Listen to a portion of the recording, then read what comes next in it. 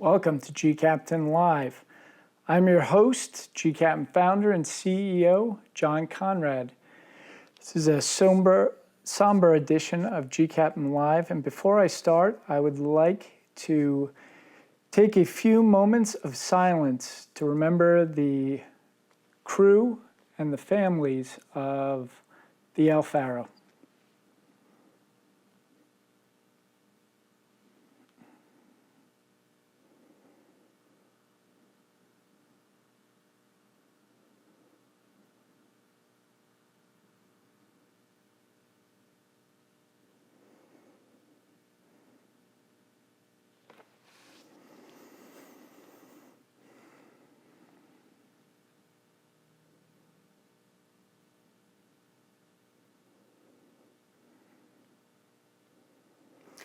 Okay, welcome back. Before I start this episode, I wanted to share a little bit about the graphic that you have just seen. It means a lot to me because I created, along with an artist that I commissioned, the graphic, and I haven't taken credit before for the graphic. I just released it on the internet. I still don't want credit, but I want to explain some of my decisions in creating that graphic, what I was thinking and how, what it means, what each of the elements mean, because I think it's important for the crew. So let me see if I can bring these both up here, myself and the graphic. I don't know that I can. Oh, sorry here. Little technical difficulty. I will bring this over. And we got half the graphic here, but I have to move over. In the top of the graphic, you will see a wheel, the bridge of the Faro, remembering the seamen, the helmsmen, the guys who were working aboard the vessel at the time she disappeared, navigating her into danger. And then below that, I thought it was very important to include a heart, the memories of the family. They're split between the crew and, they leave their heart behind at home with their family. And it's difficult for the crew and the families. And there's an immense amount of suffering. And what suffering is, it's remembrance of happiness and love and dignity and all those good things. So all of that, happiness, dignity, love, that's all in the heart. Below that is the Faro, the name of the vessel that united the crew, the vessel itself. And I tried to shape it as a ship, but it didn't work out graphically, so it became more of a banner. But originally that was the actual ship in a different color to really highlight that this is what binded the crew together. Below that, and I apologize for the split screen not working fully, but it looks kind of like a flower at the bottom. That was meant to be a propeller. And again, we took some artistic license, trying to make it look good and fit in a logo. But the engineers working down below, maneuvering the ship, propelling the ship, the basis of the ship, the guys lost in the engine room.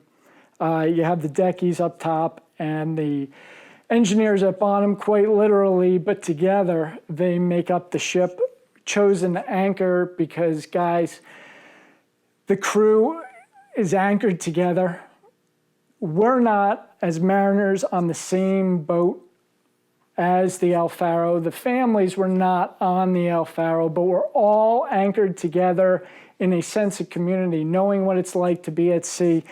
And finally, originally this graphic, we had a tangled anchor. That's the traditional thing at sea. If you look at the hats or the caps of the Navy and the Merchant Marine insignia, it's all the tangled, the fouled anchor. I didn't want to foul the anchor. I wanted to straighten the anchor, both to show, the anchor rode, and this changes to rope or the line, connects us with them even though they are lost. And I didn't want that connection to be tangled or when I created it, we didn't know the cause. I didn't want to suggest that in any way that the ship was messy, even though it's a traditional symbol, and I don't think people will mean that. I wanted to put a lot of thought into this graphic before I released it. And again, this is not for credit. It's just an explanation that a lot went into this graphic, and it wasn't me alone. It was a lot of input. And I think it's important because what we're about to talk about, these topics are difficult. This is the third day I've attempted to broadcast this show. And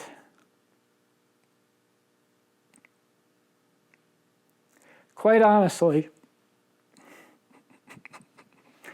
this happened. All right, I start breaking down, and it's difficult. The transcript was released by the NTSB, and the first comment I heard from the guys at the gCaptain office said, "This final moments read like a Hollywood script."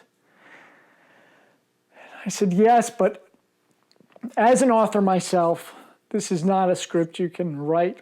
Hollywood is not real. Even the movies about real things are not real.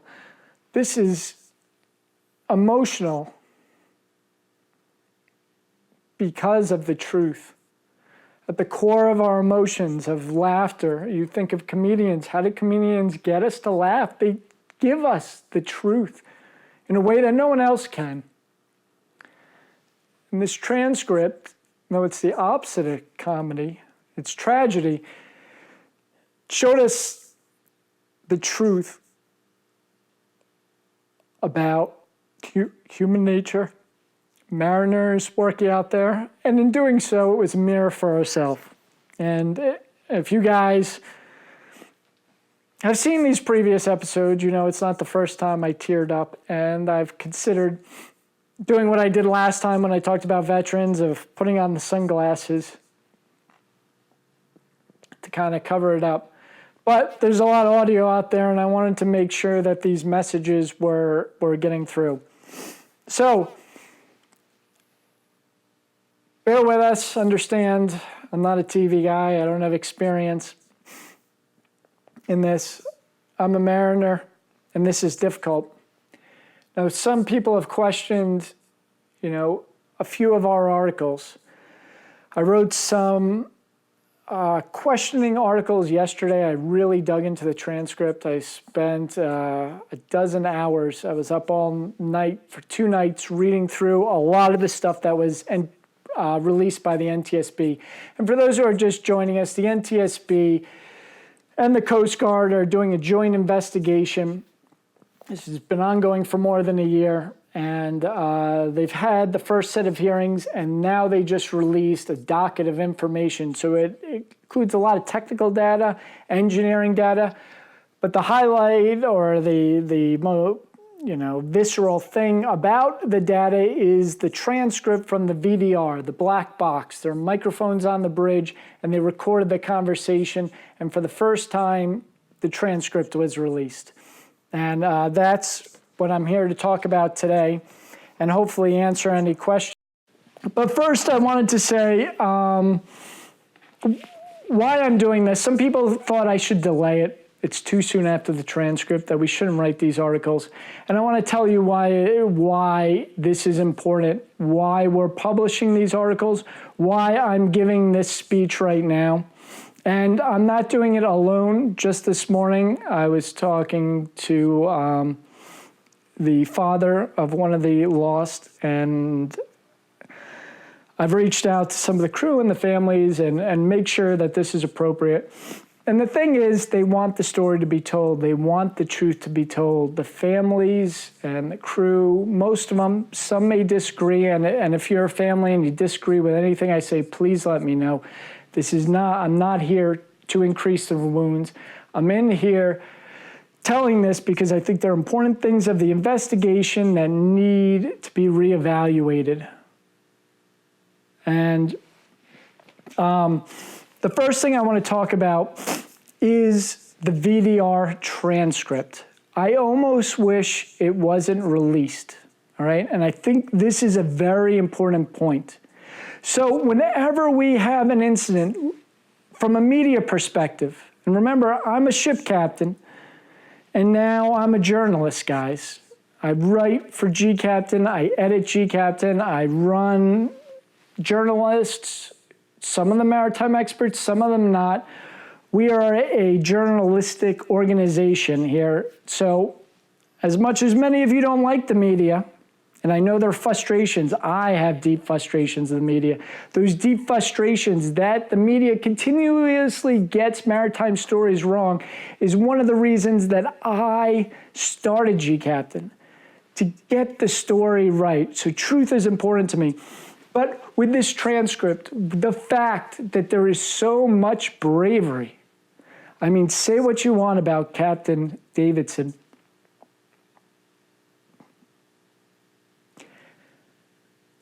Who can remember the last time a captain stayed on the bridge when the ship sunk to save the last remaining crew member? When was the last time? It happened in history a long time ago. The last one I know about it is the Titanic, but that captain stayed because he failed.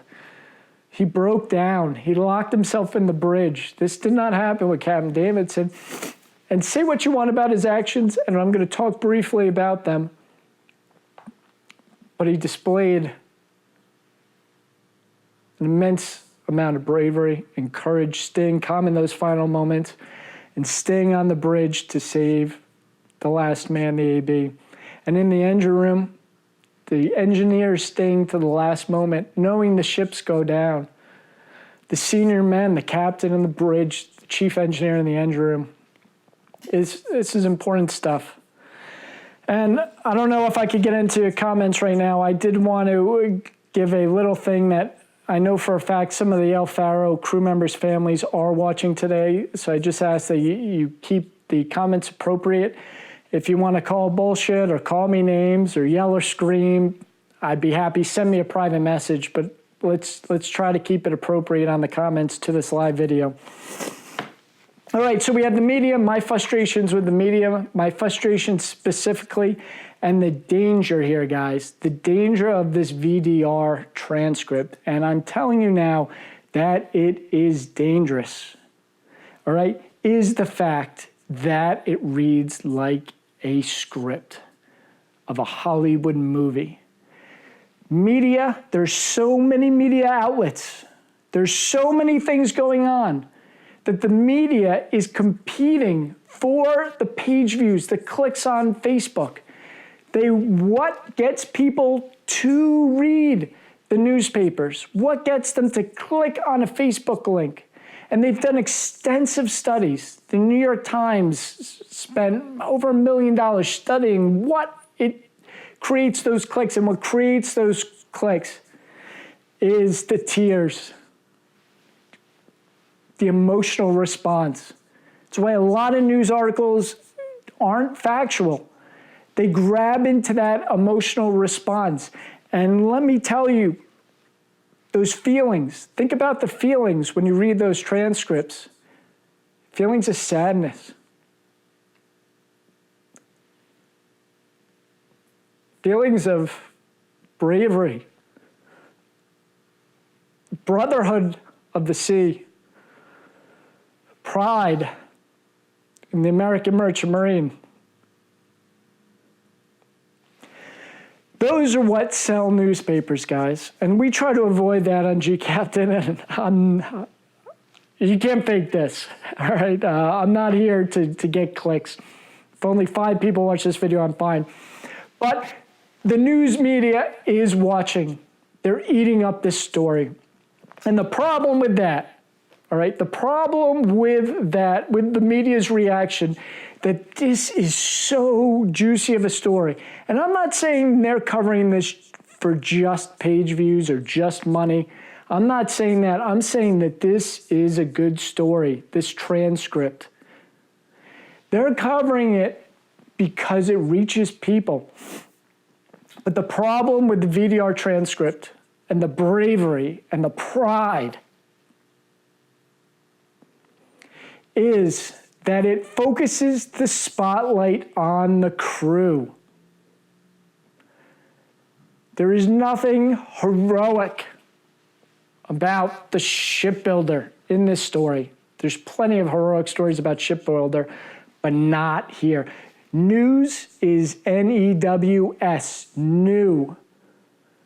This is new information, and it's visceral, and it's all about the crew. This is not about the managers. This is not about bridge resource management. This is not about the failings of the United States Coast Guard. This is not about the alternative compliance program of ABS. The number one thing that the Marine Electric, the last incident that really had this visceral reaction in the U.S. Merchant Marine, the number one finding was that ABS and these classification societies cannot take over for the U.S. Coast Guard because they are hired by the company, and even though they're nonprofit, there are motives there. That was ignored. The ABS left that, and then they came back to it a few years ago with the alternative compliance program. That is not a juicy story, guys. That does not reach out to the hearts of people. That's why the media is not covering these things, and that's why they're focusing on the crew. All right? And the crew did an admirable job. Now, we can talk about the captain, and I will briefly. We can talk about some of the deck officers. I haven't found anything in my dozens of hours of research on the Faro to put any blame on anyone else on the ship, the engineers, the stewards, the ABs. But mistakes were made, guys. Mistakes were made. But they weren't just made on the crew. There were structural problems with the El Faro. There were problems with the age of the El Faro. There was lack of commitment and help from some shoreside people who should have been there. There were programs like the ACP, which were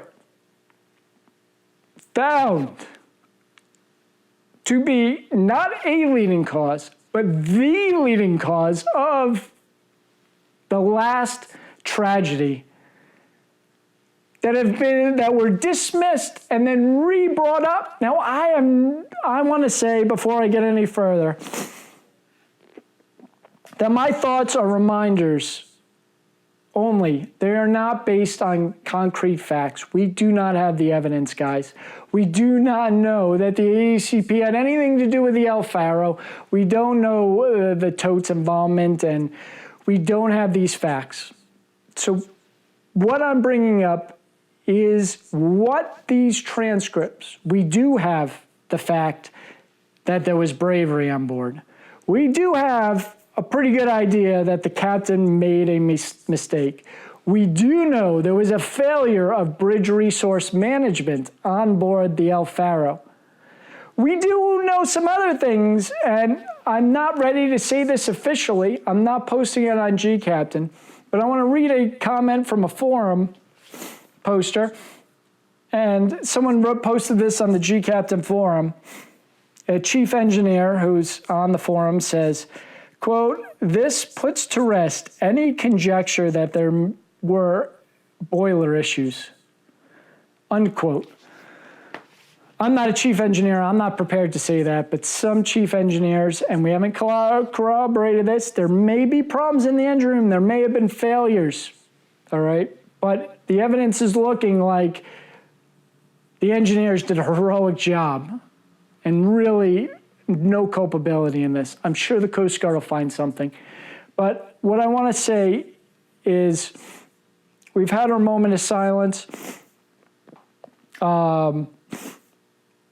What I'm about to say are not concrete facts, but I, as a mariner, I, as a licensed ship captain,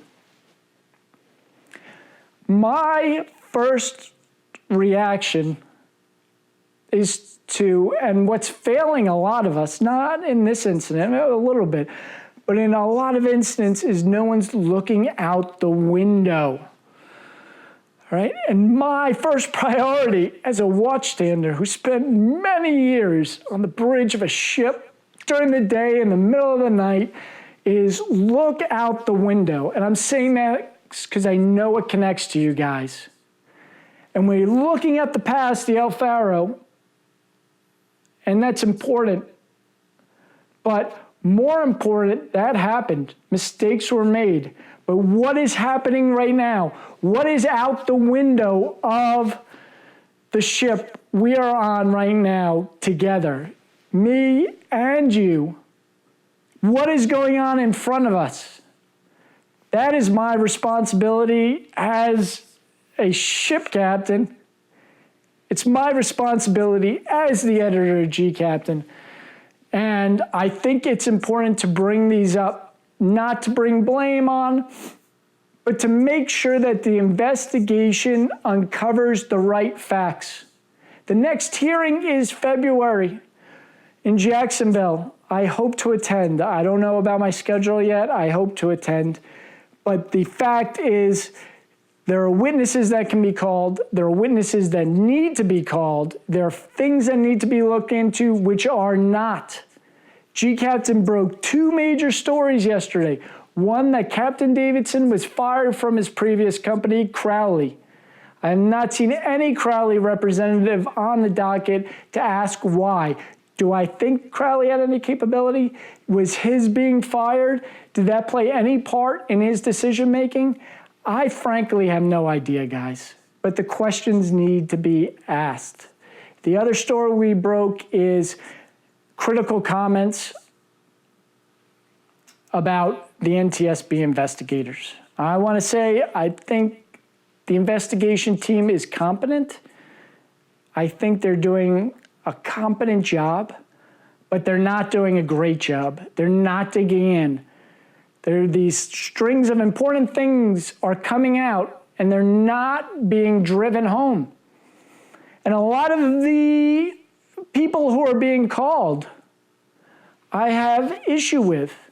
The second mate, she did an amazing job at multiple points of this thing.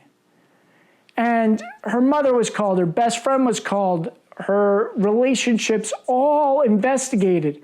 We know what her favorite food is, if you've read it all. We know her entire health regimen.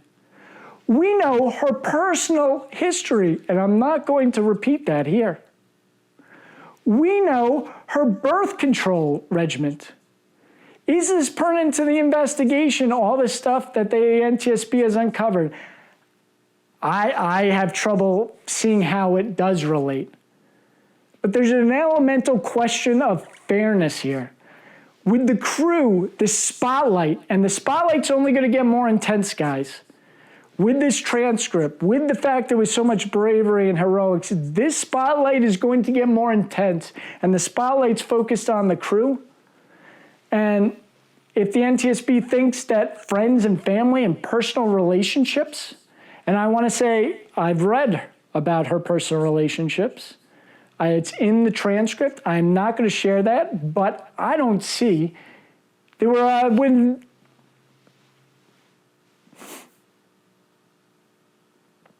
I hope we're back.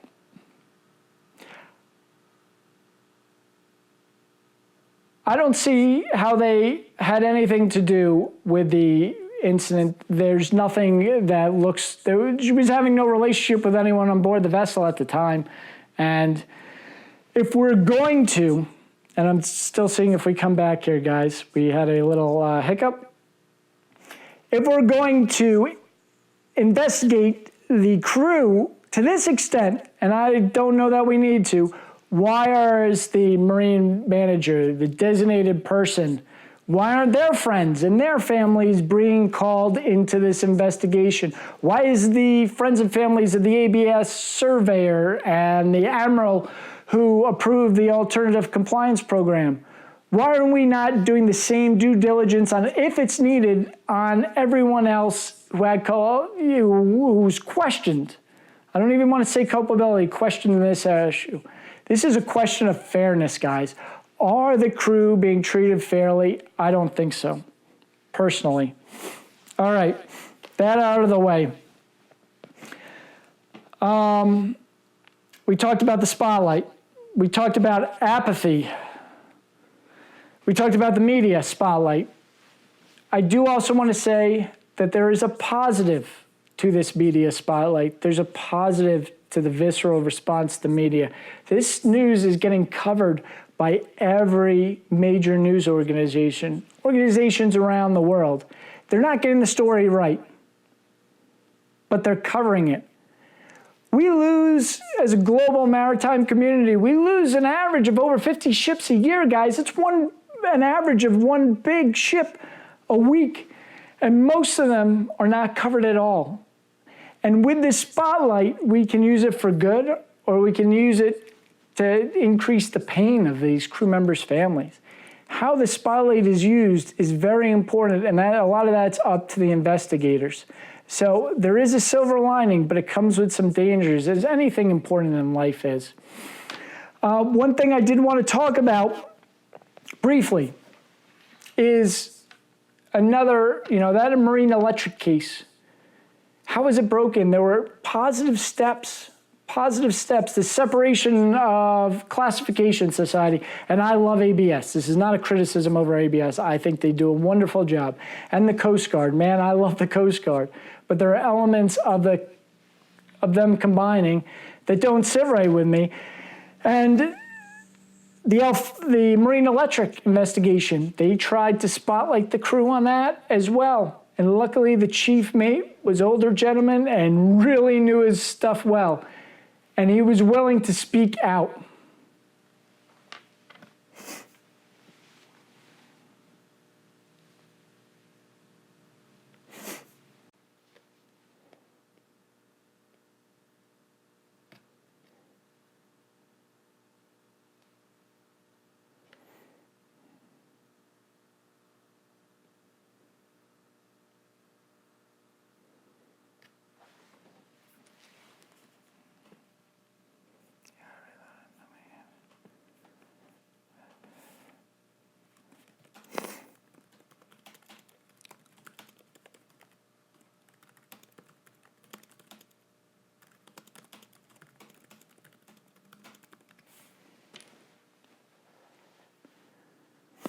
All right, guys, I hope we're back. We got cut off by technical issues. We have rain outside. We've had multiple power failures here in Morro Bay, California today.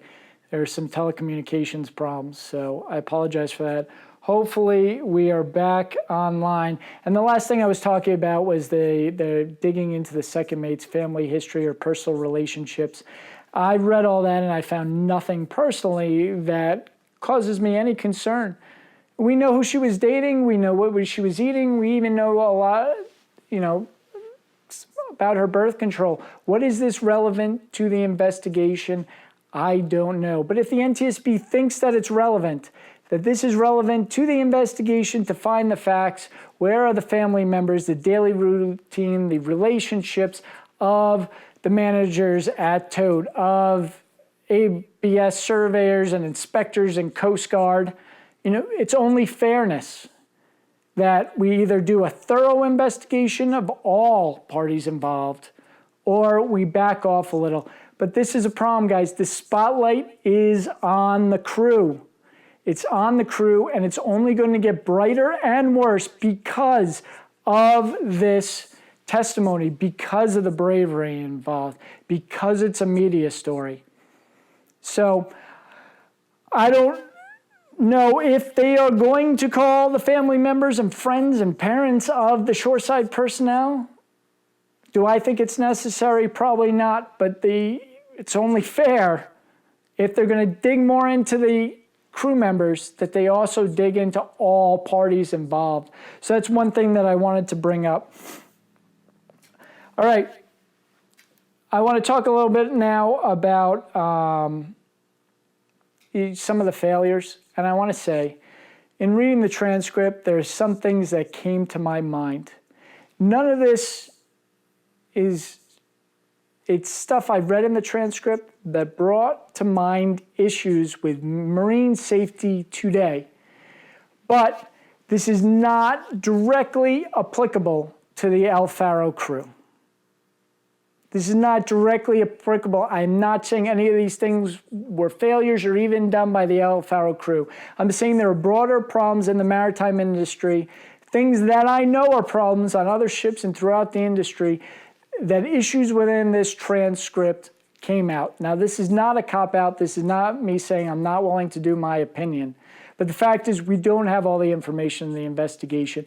But there are some things brought to light here that are larger problems.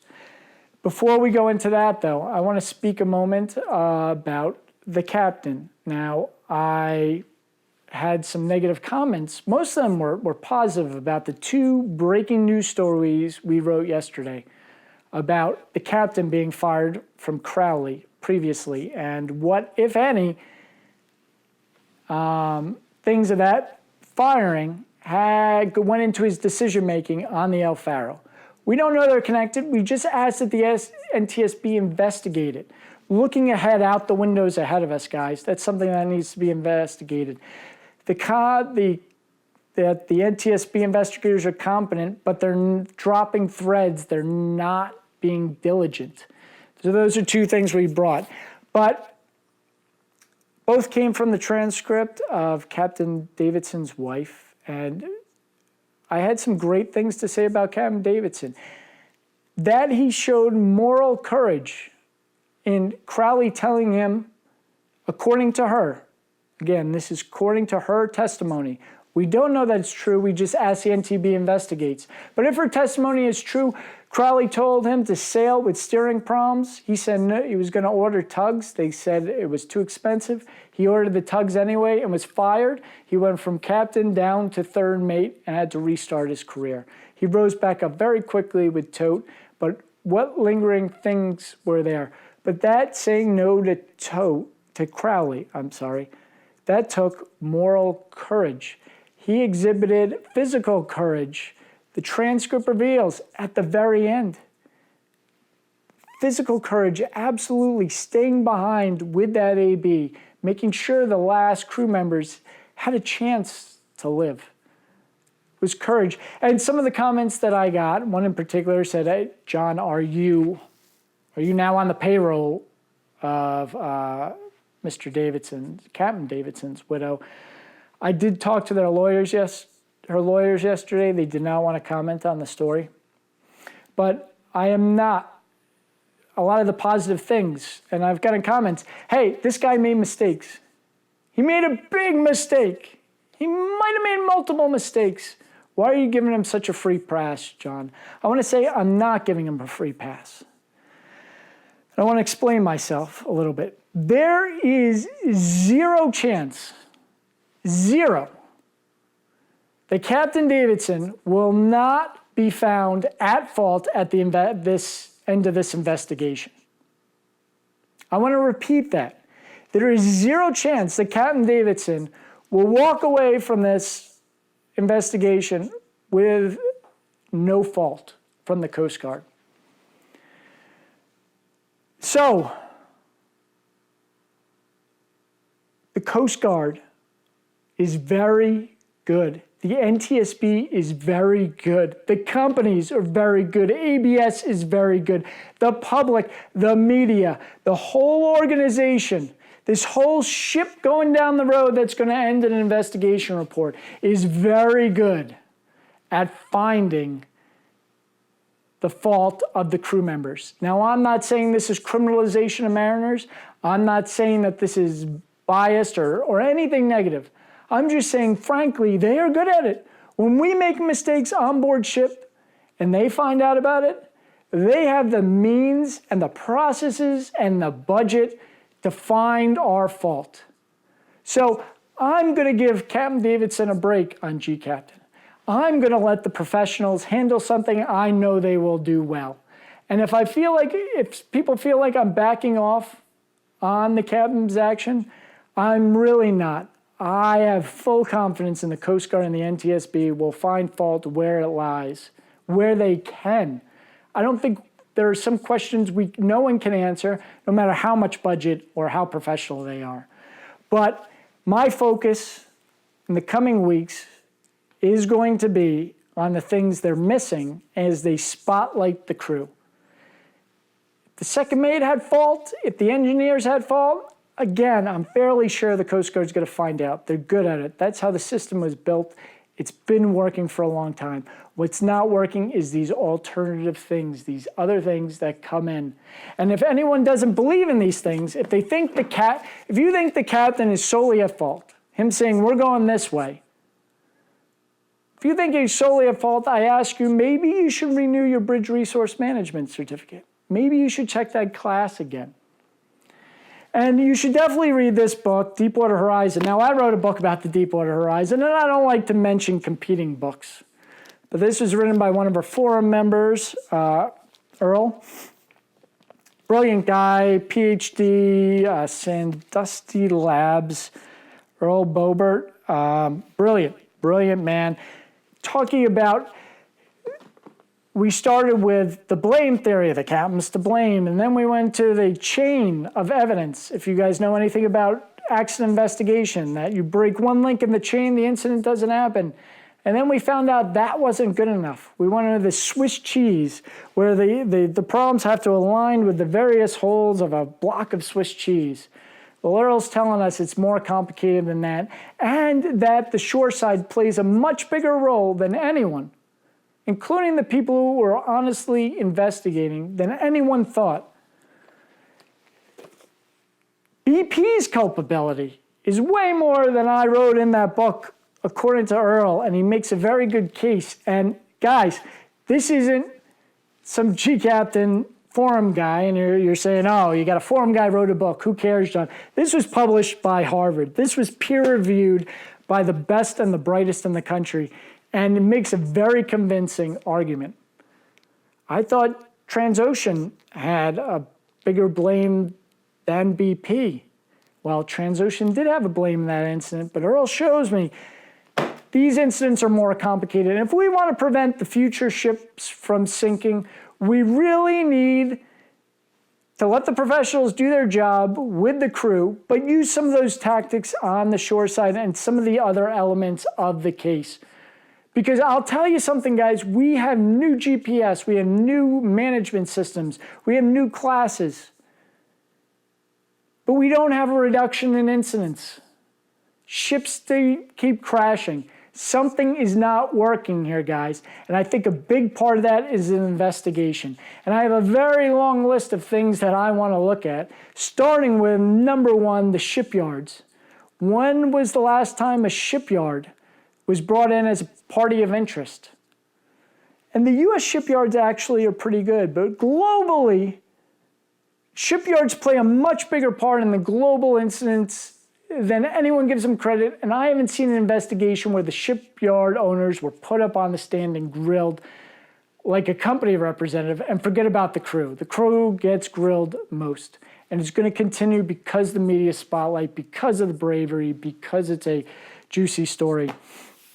So personally, I think it's pretty obvious, regardless of the Coast Guard, my personal belief is the captain made a monumental mistake. Why he made that, I don't know, all right? But I want to take the spotlight off the captain, let the professionals work on it, and focus on some of the other things that this testimony is bringing up. And I talked to the former commandant of the Coast Guard. I interviewed him on our podcast, Thad Allen, many years ago. And I said, Thad, why, Admiral, is there this criminalization of the mariners? Why are things that used to be a mistake now being criminal? Why are there so many more cases of mariners ending up behind bars? And he said, John, it's not that the mariners are worse. I think the mariners are improving, he thought. He said it's technology is allowing us to find more problems. If you discharge, there's a good chance someone is going to catch it on their digital camera, or a satellite could pick it up. So their fact-finding ability is better. But this fact-finding ability is being focused on the crew. Yes, we want to know what the crew did. Yes, we want to know their culpability. But what else do we need to focus this on? This is the question that I'm asking. And in order to do that, I am willing to give Captain Davidson a break. I am willing to show his bravery and show the good things that he's done and say, hey guys, that's the past. Let's look at the future. The failings right now in the investigation. All right, so again, what I'm about to say were just reminders, big things that are problems. They're not conclusive evidence on the El Faro incident. They're things that come to mind that really come into play here. All right, and I want to talk about BRM first. First time I took BRM, I said, man, this is a little over the top. It's a little over the top. And then, as I became third mate, I didn't really understand BRM and how it played. And as I progressed through my career, I relied on it more and more, and I found that it was effective, not perfect, but an effective tool. And I think it's been proven that. But my goodness, guys, how many incidents gCaptain reviews every year? And in every one is a basic BRM failure, right? And in this case is no different. Now, as a captain, you have to remain cool and collected. You'll get fired if you fly off the handle today and yell at an AB, yell at a crew member, read them the riot act like happened at the beginning of my career. And we know that professionals, guys who know what they're doing in times of distress, the guys who get us through situations like this, or like the Dave Youngs and Fire on the Horizon, the guys who keep their cool, keep calm, keep collected. But we're confusing calm and collected with nice and active, right? Is a captain, if a captain yells, and BRM was created after the Vietnam fighter pilots were going into airlines, and they were running like cowboys on the cockpits of aircraft. There was originally cockpit resource management. And their assistants or co-pilots would say, you're making a mistake, I got this. And they'd run into problems. So it was built to deal with aggressive captains. But I haven't sailed with a real aggressive captain with years. Have you? Maybe so. Now we have the opposite. We have overly nice. We have chems who are unwilling to really yell at people. Now, when they talk into the engine room, for instance, in the El Faro incident, the captain says he doesn't ask many questions of the engine room, and then when the chief mate kind of questions, do they know how critical the situation is? The captain says, hey, I let them do their job. We got to keep them calm and let them do their job. That's great advice for most of the time. But did the chief engineer in the engine room really understand the importance of getting that engine started, the time frame? The facts in an emergency have to be called out, guys. If you're in an emergency, it's not time for Mr. Nice Guy. It's not time to you have to keep the crew calm. But you also need directed comments. You have to take aggressive action. And as a human being, we have these emotions. We have fear. We have anger. There's no doubt every member of that crew was scared, was angry at the storm. Anyone who's been in a storm understands this. But as captain today, you can't express that anger. Right? We're told to stay calm. So how do you stay calm? You ignore some of it. It's what a lot of captains I see doing. They say everything's okay when it's not okay because they're unwilling to be a jerk. But here's something, guys. The truth is not being a jerk. Telling the chief engineer, if you do not fix that engine in the next half an hour, you will die, chief. That's telling him the accurate situation now. It's not blaming him. It's not being a jerk. It's just a true statement from the perspective of the captain. Now, the chief engineer is down, especially someone like Richard Pusateri, who is hands-on, down always with the crew. A guy who wanted to see the problem firsthand and understood the importance of getting on the machinery. Real competent, from what I read, chief engineer. He's down in the thick of it, guys. As a captain in an emergency situation, you have to stand back and say, what is everyone else not seeing? And you're in charge of the chief engineer for a reason, because he's down there. He can't see. You have to tell him the facts and the priorities. The engineers were working on sucking out water. There was flooding in a cargo hold and trying to put the boilers back online. If they had focused on one, could they have done it? I don't know. I'm a chief engineer. But there was no prioritization from the bridge. We know that for a fact. It's saying this is important, this is the time limit, these are the costs. As captain, you have to do that. All right, another thing with the BRM and the captain's duty. There were very few questions asked that I seen, and I haven't read the whole transcript.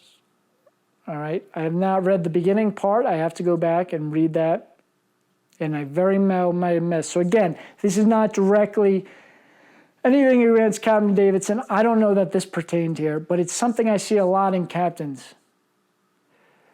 As captains, we're told to be strong. We're told you have to be in charge at all time. Cool, calm, collected in front of the crew. Strong man needs answers. And I disagree with some of that. And me crying at the beginning of this episode, I'm not alone. If you look back at George Patton, he cried. Norman Schwarzkopf, First World War, they had an amazing lowest casualty rate in years. Big, strong man, looks like a general, Schwarzkopf. Cried like a baby in front of his crew. Know what truth is, what command is, what strength is. Do you know the posture of manliness? The manliest kind of, it's all this body language. And I worked with the FBI's former top body language experts. I won't go into all the reasons why I worked with them for a day. But, you know, how do you stand to show power, show your command, show strength? And not being a jerk, just show strength. And a few things are like the pyramid. But the strongest thing is your hands behind your back. That's why the military does it. That's why third world leaders do it. The military stands hands behind the back. And what that means for a man, a leader, is no matter how bad this situation gets, you have an advantage. I'm giving you an advantage. I have to bring my hands all the way ready to get you. You can attack me right now. And again, everything, body language and all, leadership, it all comes from our primal being, the early years of man. And putting our hands behind our back puts us at a disadvantage. But a good leader relies on his crew. He knows the guys around him are going to come to his defense. He knows he can defuse that guy before he swings a punch. That's what leadership is. So leadership has an element of truth. And what I'm getting at specifically is I didn't see very many questions asked. We have, going back to Socrates, the Socratic method, the cornerstone of the world we live in today, of scientific thought and incident prevention, is the Socratic method. Understanding, and I think anyone who's a master will realize the more you study, the more you read, the more you know about the ocean, the realization is how little you in fact know. And a lot of guys, me for years as chief mate, tried to hide that fact from our crew. That's not the answer. The answer is the Socratic method. You have to ask questions. The second mate goes, I don't know. I don't know if we're doing the right thing, Captain. I want to come right. Captain says no. Maybe the captain's right. There have been so many more exchanges, that exact exchange, a second mate calling captain saying, I want to do something, the captain's saying no. Most of the time, it ends in the captain's advantage. That's why we don't have incidents. But as a captain, you always have to be questioning yourself and questioning those around you. The proper course of action is probably get face-to-face, A lot of things in this transcript were done over the phone, the captain in the cabin, the captain and the chief engineer down in the engine room. Now, this is not a blame on the chief engineer. He can't move from there. Maybe the captain could have gone down there, I don't know. But phone, you lose the body language, you lose some of that primal communication skill. And more importantly is the questions, the Socratic method. If a second mate challenges you to something, why do you think that? What is the evidence? What do you think will happen if my case is wrong? What happens if the hurricane goes to a Category 5? What if it diminishes? What if it backs? And you have to understand who has the real power in this country. We don't want to ask questions of our second mate. A lot of us captains, I didn't for years as chief mate because it makes us look weak. But if you look at all the power players in our country, a police officer, what does he do? He asks you questions. What does a judge do? He asks you questions. A lawyer, he asks you questions. The power move is asking questions.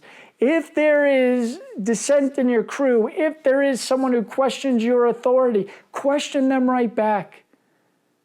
And then listen to what they're saying. And then question yourself. All right? That's time for questions. Now, the transcript, the captain did ask a lot of questions in this transcript.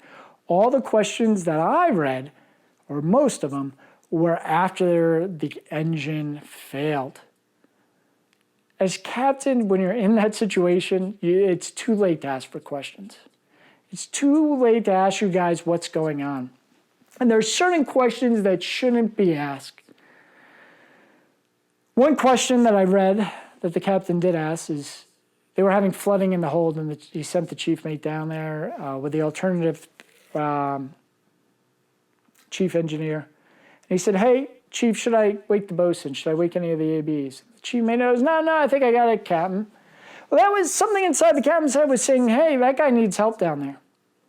Now, if the chief mate was injured, wouldn't it have been nice to have a couple guys to help him out? Wouldn't it be nice to have a stretcher team available to get him out? And that's probably what the captain's thinking, but he's thinking if the chief mate thinks he can handle it, he probably can, he won't get injured. Okay. But guys, hands on deck, hands on the problem. And the evidence suggests from the transcript that the engineers did this. Rich Pusateri woke up his other engineers. They were working full tilt. Well, the bosun and the ABs weren't called. If you got a problem, a big solution is get those hands down there. All right? The general alarm. If you have a major incident, the general alarm needs to be sounded, guys. This is something I got criticism for a few times in my career. I've seen fire on ship. I've fought fires on ship. A lot of people haven't, and I can't blame the captains who haven't, who don't. But after seeing that fire, after being in a battery room with explosive gas coming out and flames shooting out of a door, passageway door, like a flamethrower. It's my experience. I want as many guys packed to drag me out if I get hit with those flames as possible. So, in my career, always sound the general alarm early. And hey, you make a mistake, it turns out not to be an incident, that's a good drill. We always have drills on Sundays, and the guys are ready and they know. And I don't believe in waking up in the middle of the night just for a drill. I don't think that's right. Sleep's critical. But definitely wake them up. If you think there's an incident, hands on deck, problem solvers. We can't solve it all as captains or chief mates. General alarms have to be sounded earlier. Same thing goes with Mayday signals. Call the Mayday early. So why wasn't the Mayday call? Why was the designated person called before the Coast Guard Mayday was sent in the Faro? I don't know the answer to that, guys. I really don't. But I want you to think of one thing. As master, don't just think about your crew. Think about those responders. And people who disagree with me are going to say, John, I know. That's why I didn't call Mayday. I didn't want to put those guys in risk. I didn't want them coming to save us for a false alarm. Okay, but you also have to think that these are responders. They're getting out of bed. They don't know what's going on. Same thing with your crew when you sound the general alarm. They are in a state of no information and confusion.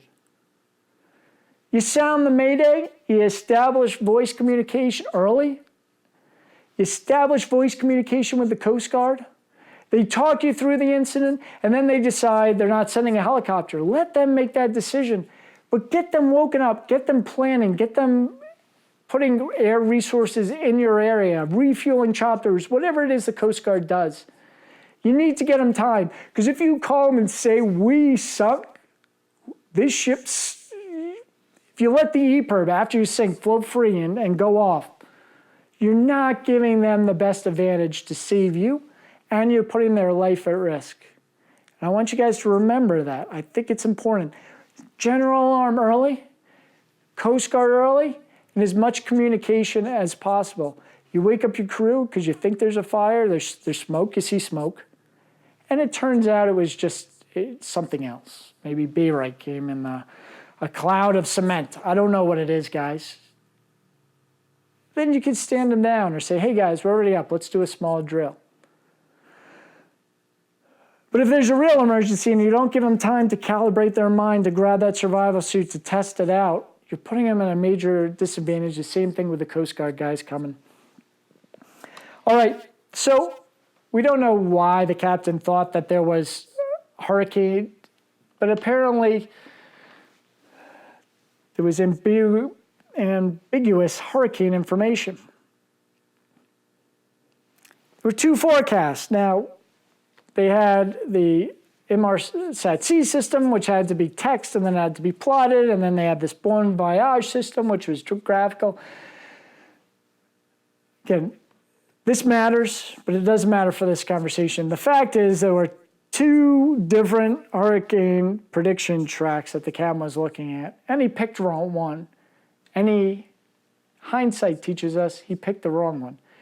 Now, always be careful of hindsight, guys. Hindsight is 20/20. But it's really not, because in hindsight investigations, we get hunches and feelings, and this is why the direction of the NTSB investigation has to change.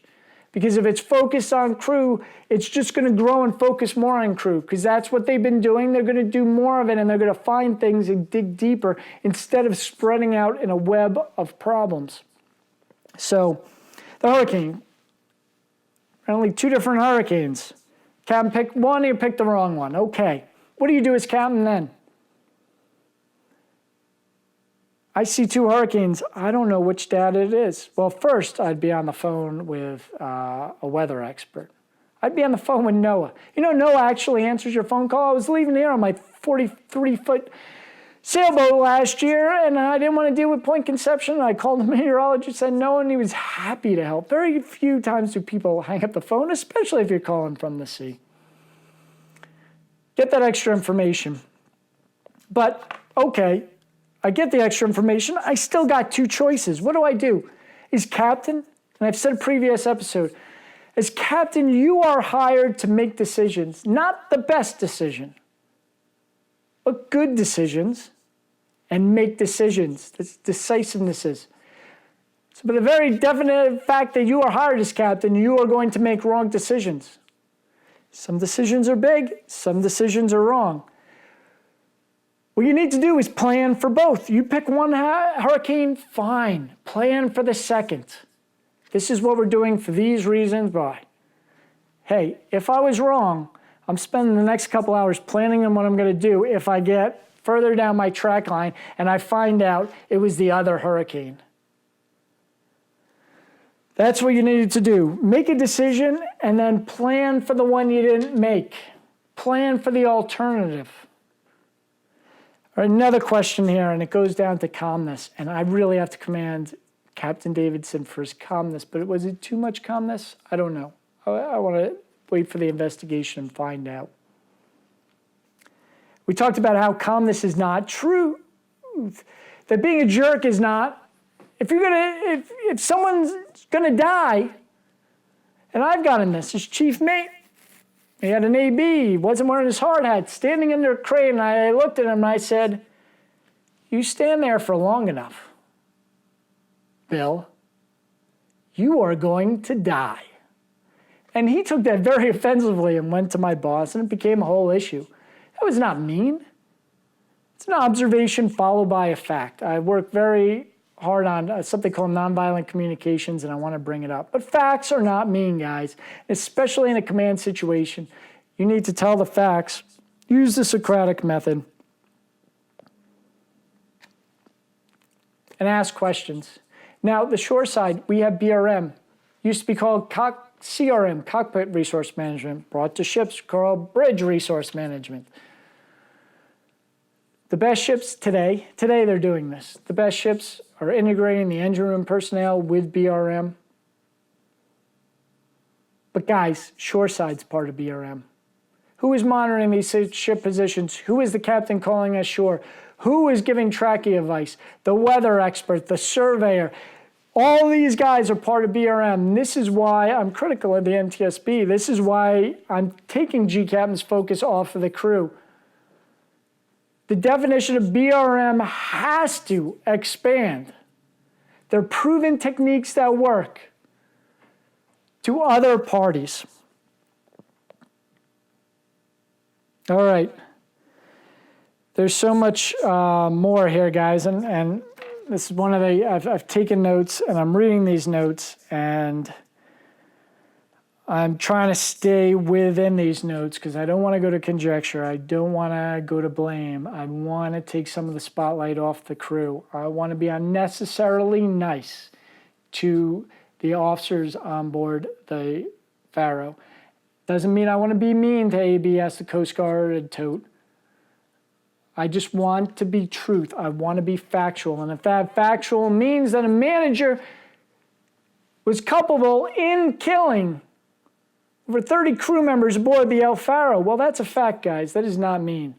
In society, even society, we cringe away from that. And I've gotten complaints. You're being unnecessarily hard, John, on TOTE. I'm not being hard on them. I don't want to blame them. I'm not looking to blame. I'm looking towards who's going to take responsibility in the future for assuring that other companies don't make the same mistakes they do. I'm not looking to put anyone in jail. I'm looking for remedies to fix the problem in the future. And to do that, we have to look beyond the crew. All right, let me see what else I have in this notes. All right, I think we've probably gone long enough. This has been a long episode, and I want to thank the families of the crew members who have helped me get through some of this transcript, the mariners, the expert mariners.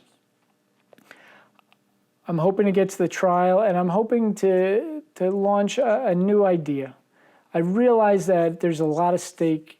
There are a lot of people who have information out there, and we just posted a request that the Coast Guard call me specifically, Coast Guard headquarters, and ask me to publish a request for more information. They're looking for these tips, guys, and they know they don't have all the information.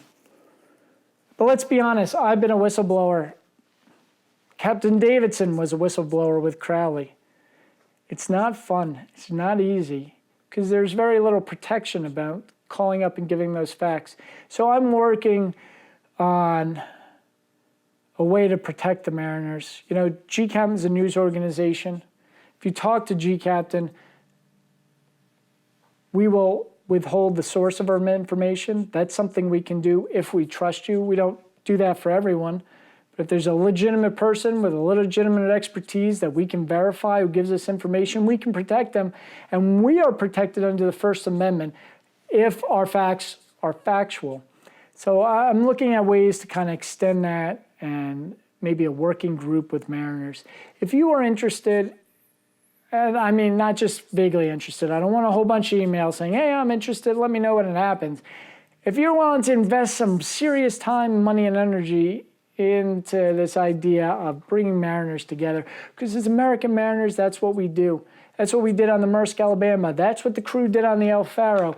We roll up our sleeves and get stuff done. If you're interested in really pushing this, let me know. I would like to talk to you. And you may also have to be available in the February timeframe for the next hearing.